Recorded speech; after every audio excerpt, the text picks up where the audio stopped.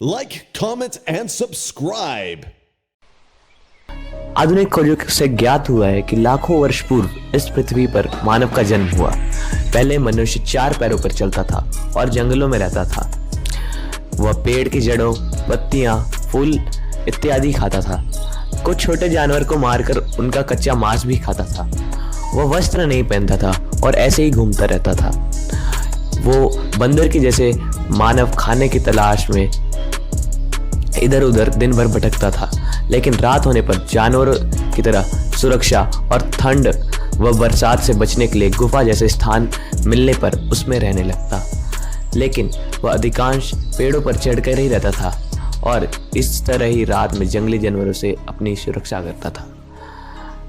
जब ऊंचाई पर लगे पेड़ों के फलों को देखकर आदि मानव को यह लगा कि उसे वह तोड़ लेना चाहिए, तो वह धीरे धीरे अपने शरीर को संतुलित करते हुए 4 पैर के बजाय 2 पैर का उपयोग करने लगा।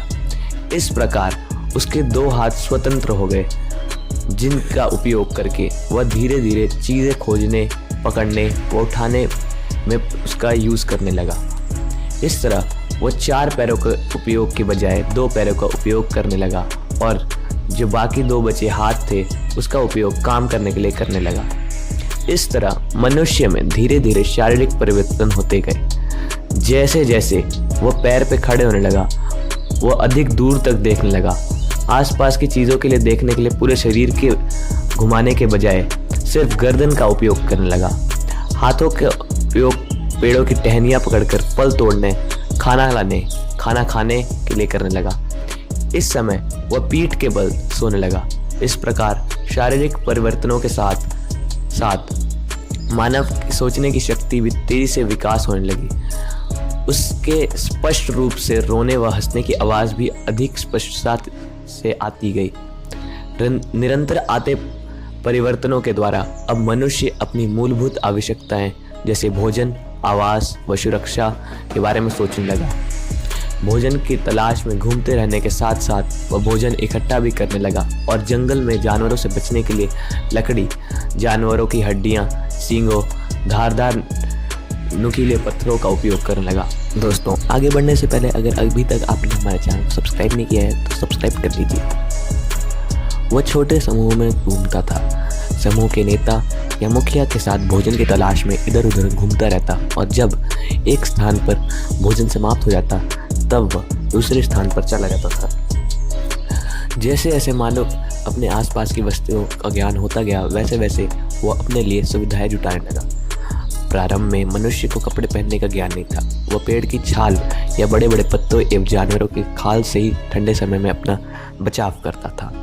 बाद में वह जानवरों को पालना, पौधे उगाना, अन्न पैदा करना सीख गया, जिससे उसका घूमने वाला जीवन समाप्त हो गया और एक स्थान पर झोपड़ी बनाकर रहने लगा और खेती करने लगा। उसने कुत्ते, बकरी, भेड़ आदि को जानवरों को पालतू बना लिया और उनसे अपना कार्य में सहयोग लेने लगा।